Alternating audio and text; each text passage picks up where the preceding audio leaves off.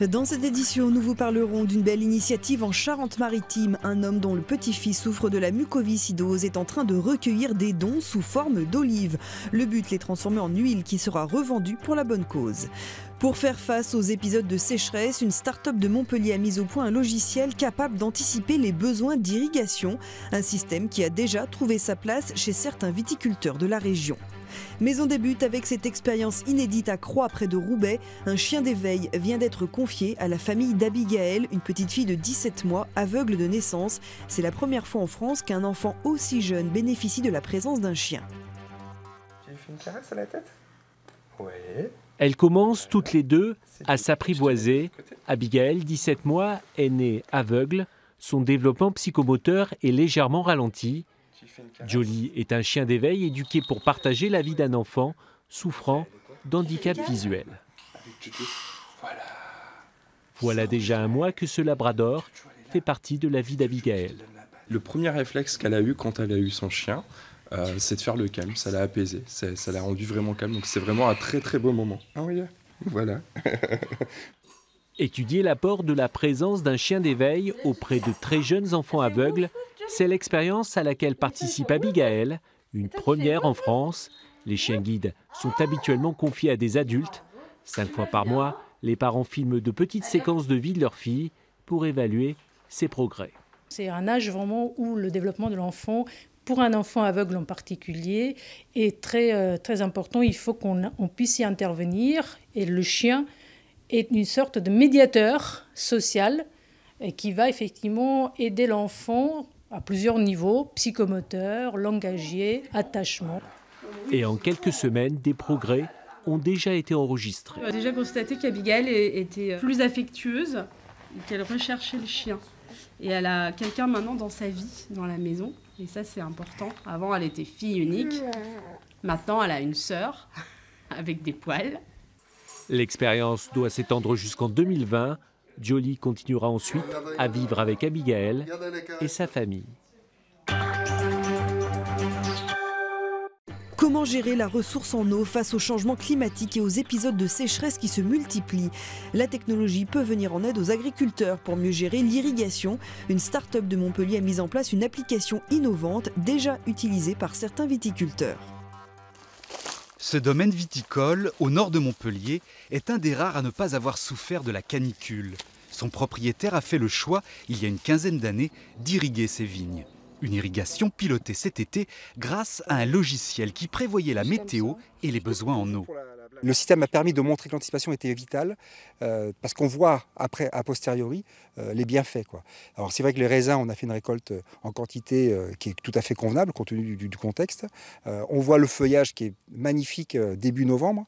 Donc c'est qu'en effet, malgré ces périodes de canicule, de chaleur, la vigne a passé le cap sans encombre. Irriguer mieux en utilisant moins d'eau, c'est l'objectif de la viticulture connectée. Grâce à ce débitmètre, la quantité d'eau apportée à la vigne est une information recueillie par un logiciel qui collecte également les observations météo. Cette solution innovante est développée par ITK, une société montpelliéraine. Le principe, récolter le maximum de données qui sont ensuite traitées par un algorithme. On va vous demander votre texture de sol, on va vous demander l'espacement entre les rangs, l'orientation des rangs. Et donc ça, c'est des paramètres en fait, qui sont sensibles par rapport à la simulation et qui permettent de vous donner en temps réel ce qui se passe sur votre parcelle.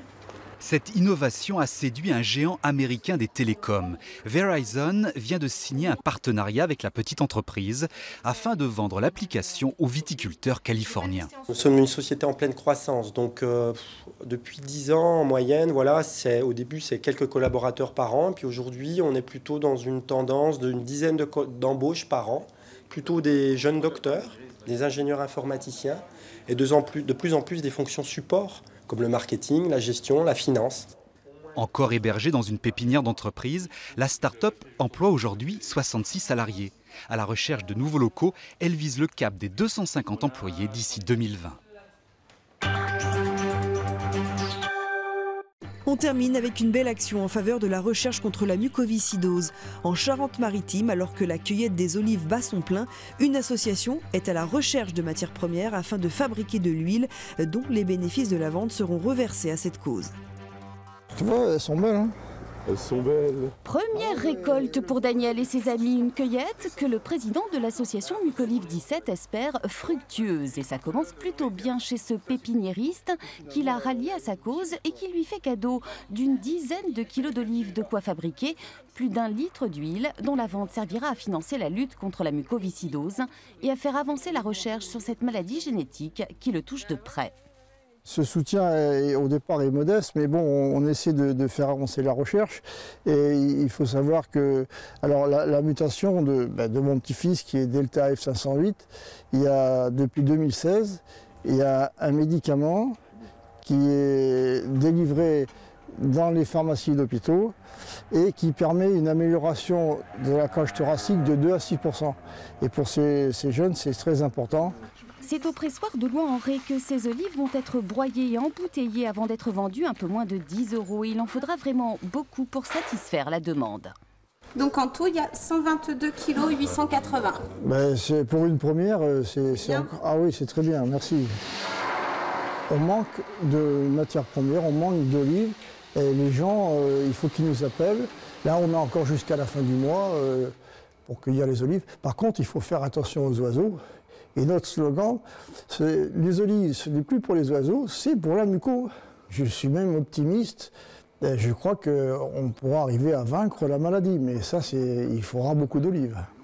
Un appel à la générosité et à la solidarité. Alors n'hésitez pas, si vous êtes l'heureux propriétaire d'un olivier, à contacter l'association. C'est un tout petit geste pour une grande cause.